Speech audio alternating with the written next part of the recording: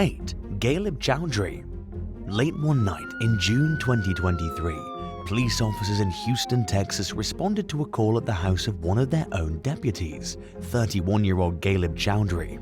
The off-duty com's wife, Sadef Iqbal, had been shot in the face.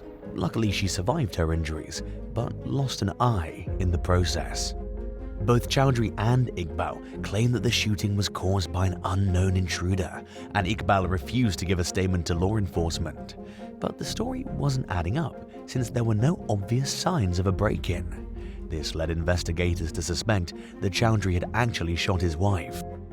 During a search of Chowdhury and Iqbal's small apartment, police discovered syringes and a steroid-like drug called clenbuterol.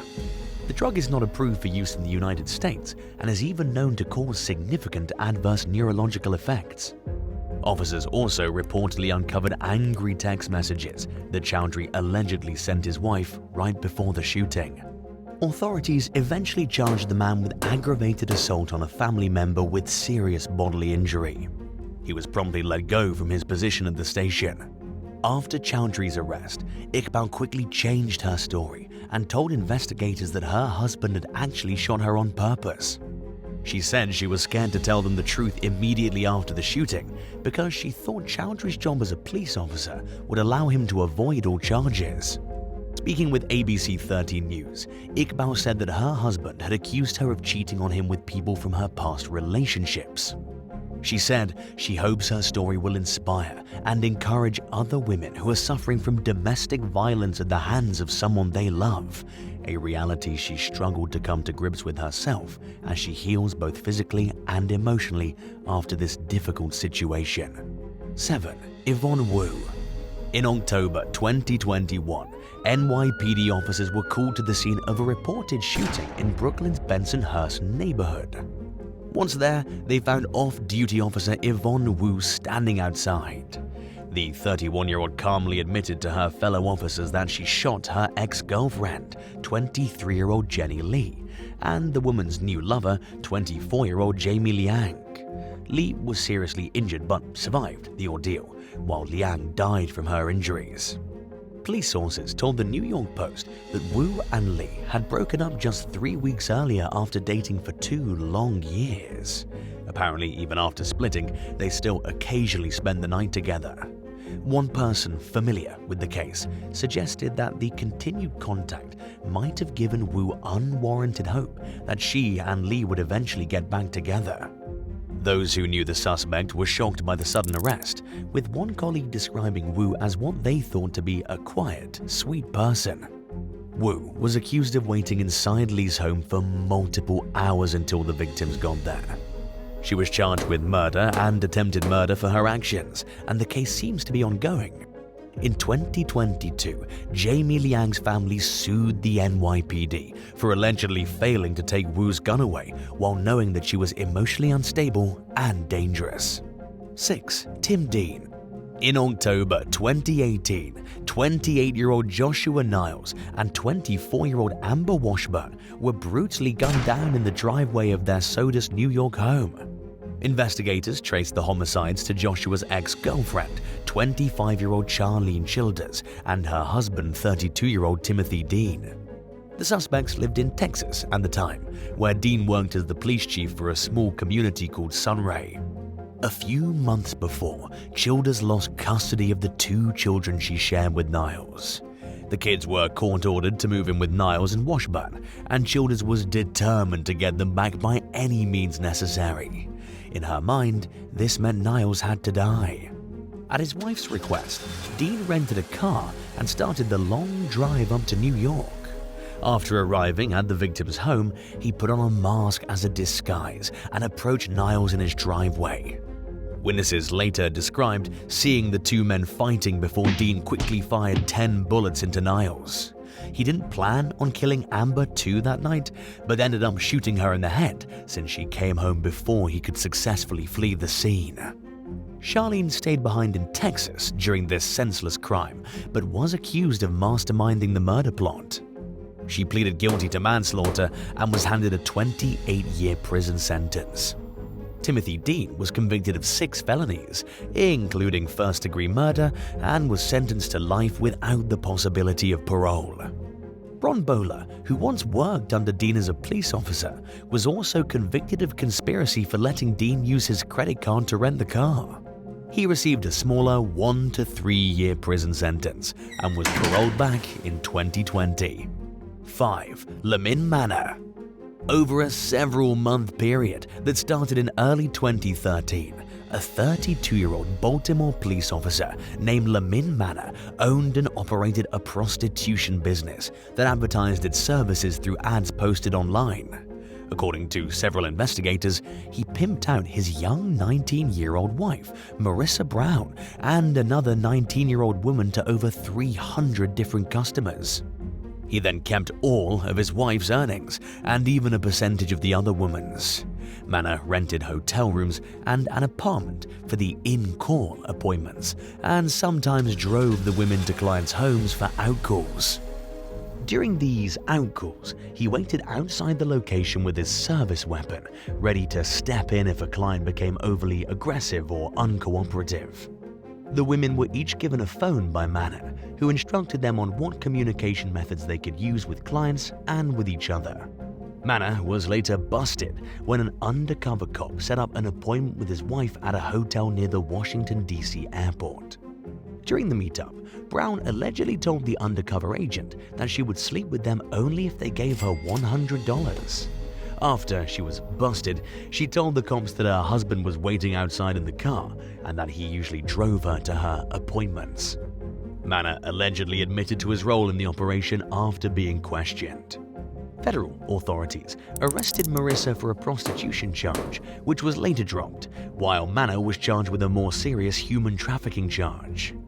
At first, it seemed to investigators as if Manor and Braun were a working team, which was why they were both charged. But a closer look at the couple's rocky marriage suggested that there were several questionable power dynamics at play. According to prosecutors, Brown entered into a contract of slavery with her husband, whom she referred to as Master. In photos of the couple that the young woman posted to her Facebook page, she tagged Manor as Master and herself as his slave. Manor soon pleaded guilty to traveling across state lines and operating a prostitution business. He was sentenced to serve 21 months in prison, followed by 2 years of probation. And in case you haven't guessed it yet, he's no longer working as a cop.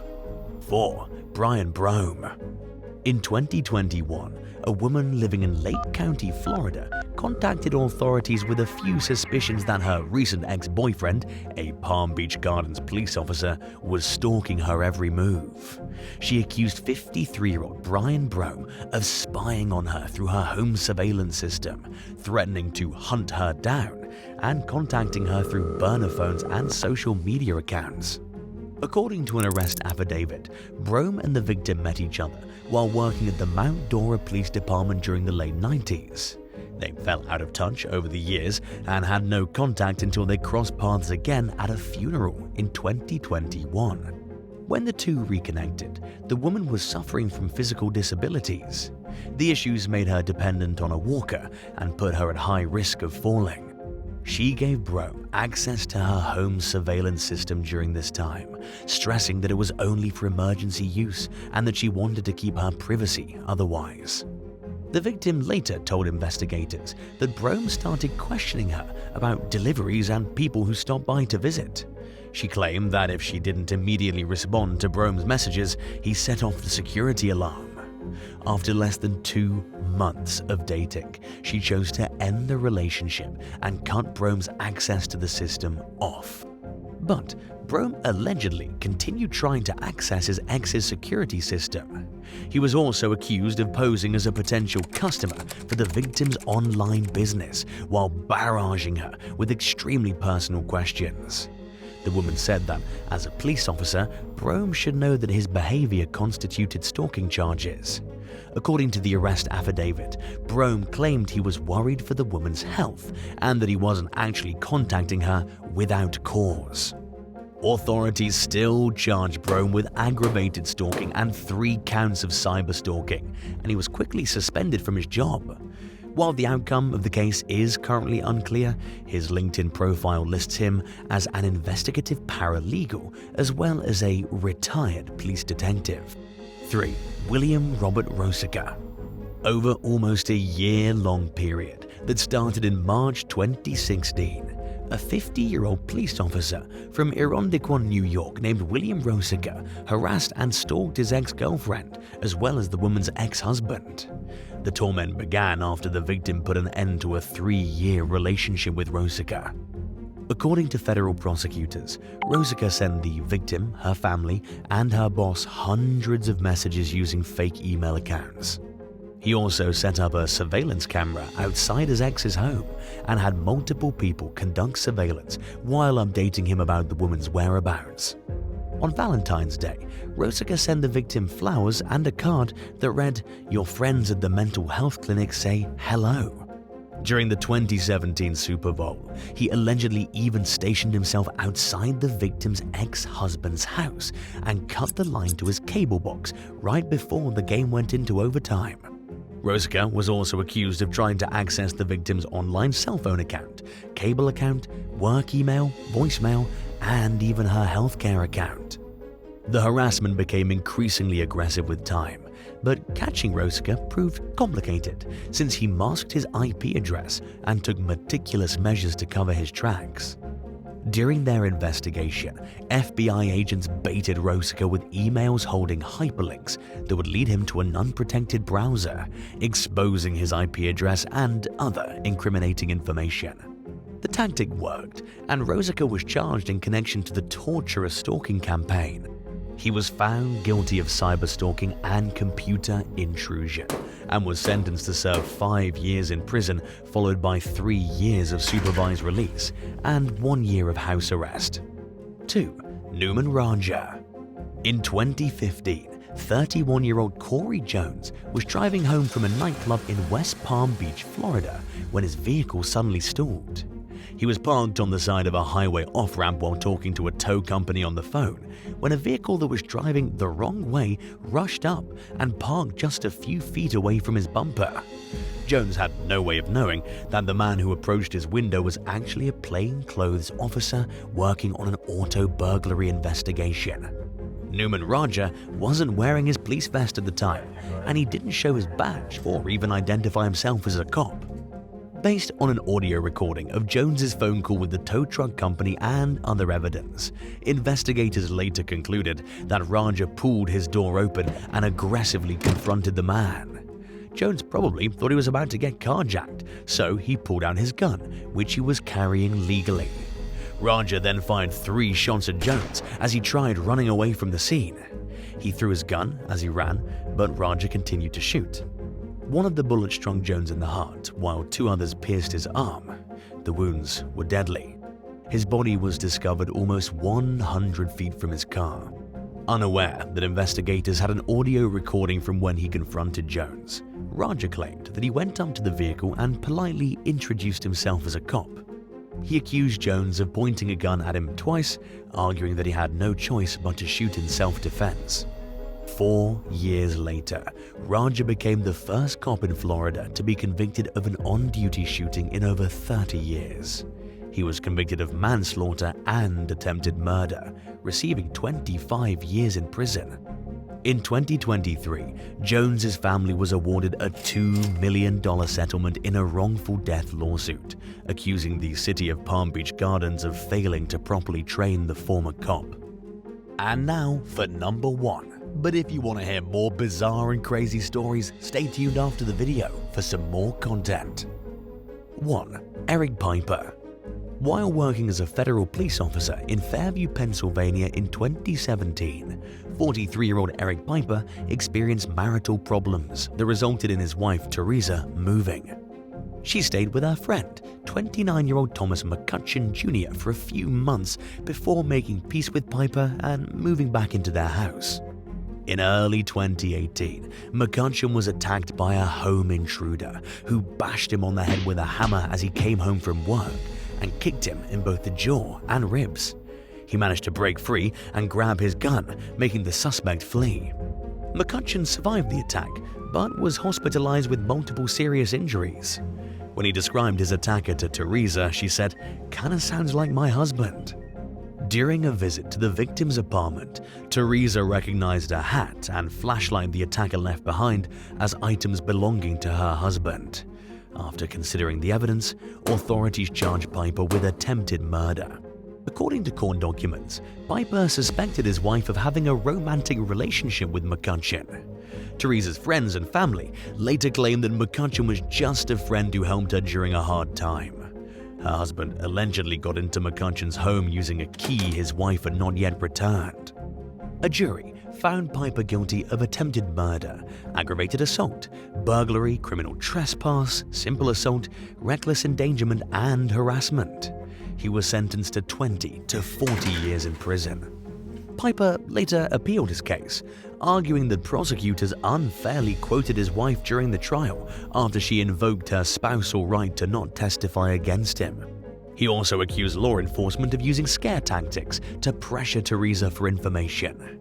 The judge rejected the appeal, and he remains behind bars to this day. 9. Anastasia Yalanskaya. Just days after Russia invaded Ukraine in early 2022, Anastasia Yalanskaya and 2 others were gunned down outside Kyiv after delivering dog food to an animal shelter. The trio were on their way back from Bucha, which is roughly 18 miles outside the capital, when they were shot dead. Anastasia's bullet-riddled car was found near the home of a fellow volunteer who was also killed in the attack. Based on the timing of the tragedy, her family and friends believe the victims were targeted at close range by invading Russian forces. They didn't know why anyone would want to kill the volunteers, but the murders happened amid growing rumors about Russians killing innocent civilians in hopes of scaring the population into submission. The young woman's husband, Ivon Yalanskaya, told Canada's Global News Network that he warned Anastasia to be extra careful. He even urged her to consider evacuating the area, like many others were at the time. But the shelter she delivered kibble to had been out of food for 3 days, and her giving nature and desire to help others prevailed over any concerns for personal safety. Yalanskaya remembered Anastasia as a hero for her selflessness, but was left heartbroken by her death. 8. Kirsty and Katie Gee. During a trip to the Tanzanian island of Zanzibar in 2013, 18-year-old British nationals Kirsty and Katie Gee were attacked with battery acid. The young women, who were visiting the island as volunteer teachers, were strolling through the streets of Zanzibar City when 2 men rolled up to them on a moped and threw the chemical at them. They were rushed to the hospital with burns to their faces, chests, and hands. The attacker's motive was unclear, according to police, who said that it was the first time a foreigner had been attacked with acid in Zanzibar. At the time, the vast majority of British tourists who visited Tanzania experienced no major issues. But violent crime was on the rise, and there were growing concerns about an underlying threat of terrorism. Some people speculated that perhaps the young women were dressed too suggestively in a place that's largely Muslim, but that wasn't the case according to Trump, who told the press that she and Katie were dressed according to what was considered religiously acceptable and did nothing to provoke anyone.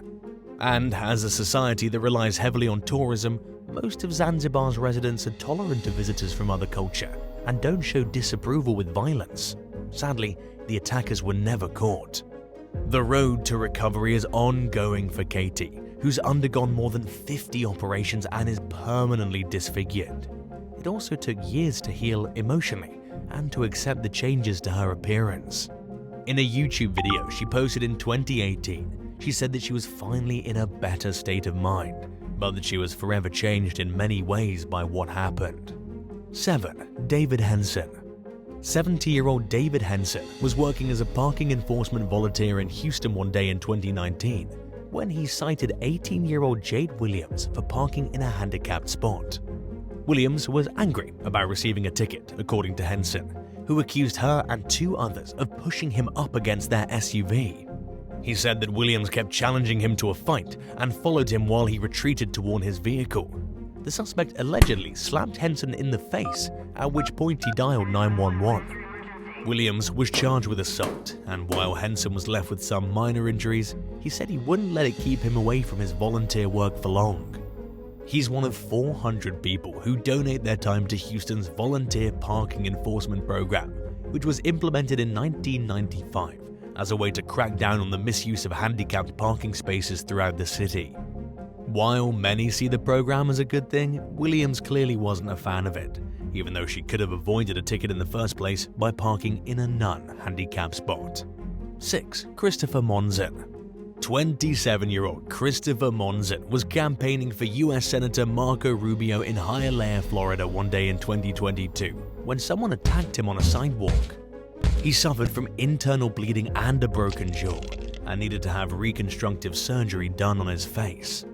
In a tweet, Rubio claimed that 4 animals approached the victim and told him that Republicans weren't allowed in their neighborhood, then proceeded to brutally beat him. But a police report only named 2 suspects and made no mention of any political statements being made. The report stated that Monzen was handing out flyers when 25-year-old Javier Jesus Lopez and 27-year-old Jonathan Alexander Casanova blocked him on the sidewalk. One of the men said, "You can't pass by here. This is my neighborhood." In response, the victim reportedly said that he was on public property and could be there if he wanted to be. An argument ensued, and at some point Lopez allegedly slammed the victim to the ground and punched him repeatedly, while Casanova encouraged his dogs to attack Monzen. Lopez was charged at the scene with aggravated battery. Casanova fled and was arrested 2 days later. In the days following the alleged attack, Monzen filed a second statement with police with details that suggest the attack was politically motivated. But his claims remain in doubt, especially after the media called him out for his documented history of being an anti-Semitic white nationalist. In the meantime, Lopez's mother, Diana Rosa Lopez, told the Miami Herald that her son has never even voted, indicating that he's unlikely to get into a fight over political reasons. The situation only seems to be getting messier as it unfolds, and the outcome remains to be seen. 5. Ebola burial teams. In 2014, the African countries of Guinea, Liberia, and Sierra Leone were struck by the biggest Ebola outbreak in recorded history. Red Cross volunteers who helped fight the disease and bury the dead were met with mistrust amid rumors that they were deliberately spreading Ebola rather than helping to make the affected areas safer. People were also angry because in some West African cultures, it's customary to touch and be close to the dead, and they weren't allowed to do this with the remains of their loved ones.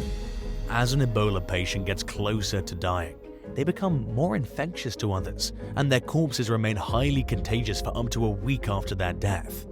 So, it was a priority among volunteers to bury the dead as quickly and safely as possible, leaving families unable to carry out their traditional mourning and funerary traditions.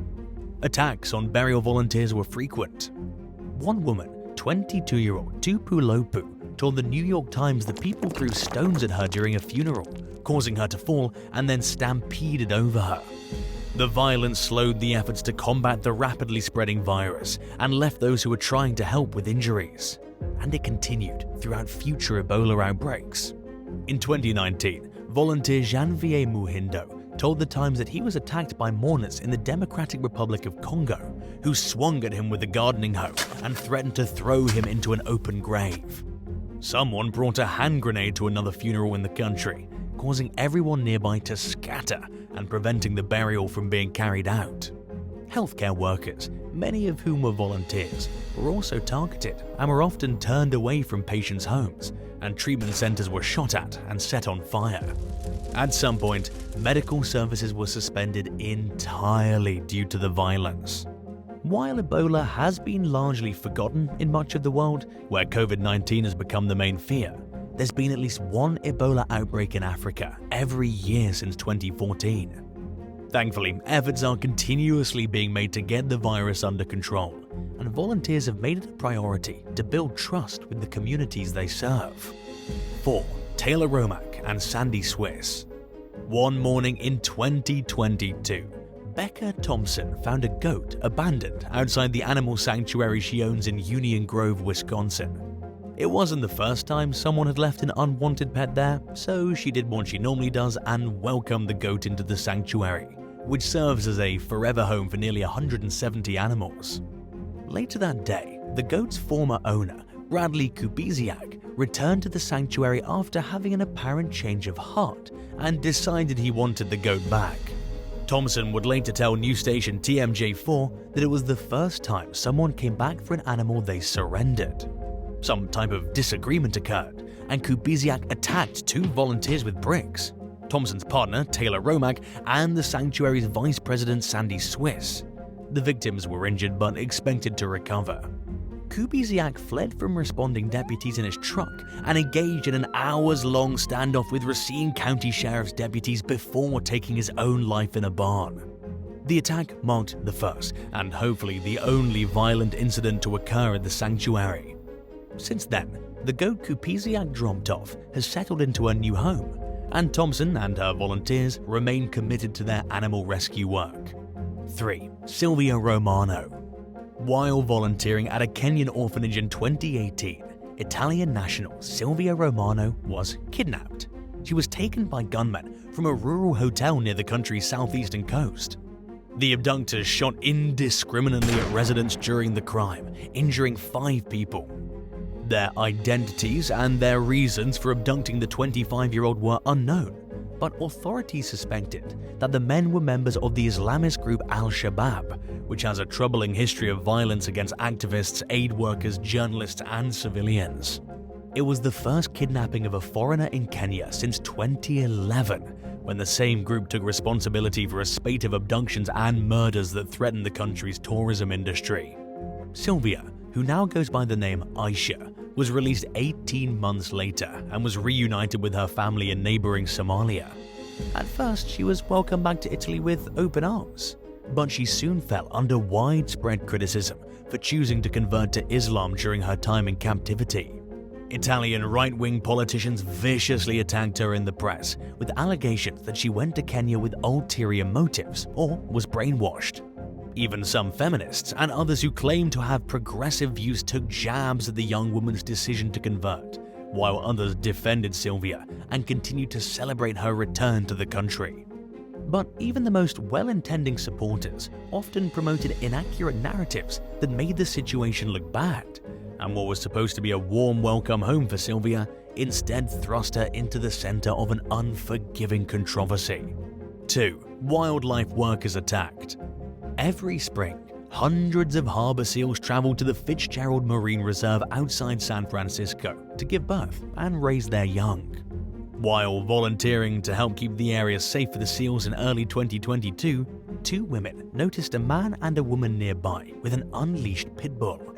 Dogs aren't allowed on the reserve because they can disturb the seals, so the volunteers snapped photos to document the violation with plans to report it to a ranger. One of the suspects, later identified as 22-year-old Unaloto Kiowa, allegedly ran up to one of the women, pulled her hair, and grabbed the camera out of her hands. The other suspect, 25-year-old Raekwon Bush, was accused of throwing the volunteer to the ground and punching her in the head repeatedly. During the attack, the other volunteer ran and got help from a ranger. When the ranger arrived at the scene, Bush allegedly threatened him. He summoned backup from San Mateo County Sheriff's deputies, who arrived to find the assault victim bleeding on the ground. The woman was treated for injuries to her head and face, including several broken teeth. Bush was charged with felony battery, felony assault, and a misdemeanor count of resisting an officer, and Kiowa was also arrested in connection with the case.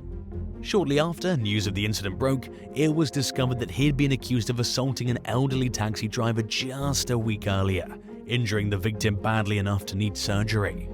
To avoid a prison sentence, Bush agreed to testify against Kiowa in exchange for time served. 1. Community worker carjacked. 4 years, a woman known only as Miss Woo has helped keep Oakland, California's Chinatown community safe by volunteering as a safety advocate. After parking her car one evening in early 2022, she checked her surroundings, as she always does, and walked around to the passenger side to grab her purse. Suddenly, she noticed a group of 4 to 5 men approaching. Miss Yu immediately tried to run away, but the men caught up to her. One of the suspects ripped her car key from her hand and threw her to the ground, causing her to hit her head. It took just moments for the perpetrators to get into her car and peel away. The victim was less worried about the cuts and scrapes she received during the attack than she was about her best friend's wedding dress, which was in the trunk of her car when the vehicle was stolen. Miss Yu told ABC7 that the dress was her bestie's dream wedding gown, and that they'd searched for months and tried on dozens of dresses before finding it. Her friend was upset about both the gown and Miss Yu being attacked. Police obtained surveillance footage of the incident and said they were investigating, but it's unclear whether the suspects were ever caught. Thanks for watching.